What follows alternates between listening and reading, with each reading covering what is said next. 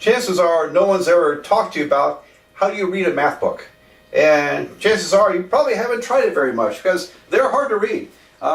Most math books are written for top professors at major universities, many of which don't even teach that class.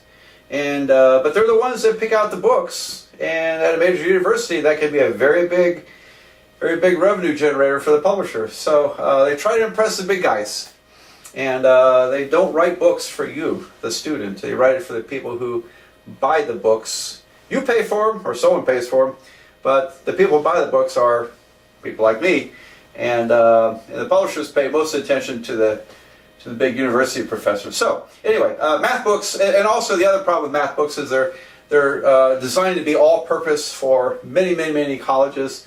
So they're not very focused on exactly what you need to learn, and that makes it even tougher to learn from too, because there's stuff in there that you don't really have to have. All right, so how do you read a math book? Whatever you do, don't read it like a newspaper or the internet. You just don't look at it and watch it and read it. You won't be able to keep your focus. It'll like bounce off your eyes. You know, it's just like in class. You don't just sit there and watch the lecture. You've got to take notes in order for it to pass through your brain and get absorbed. So to read a math book, you need a pencil or pen. You need paper to write on. And at the very minimum, write out each step in the examples. Very minimum. Write out each step and then stop and ask yourself, wait, how do you get that? Try to figure out each step. If you take the time to figure out each step, then you really are trying to understand what you're looking at.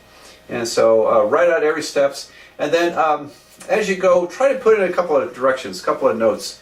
If you could just be short and sum up something on how to solve a problem, that can be very critical, because now you're also teaching yourself. Every time you say or write something in your own words, you are getting it to sink into that mind a little bit better.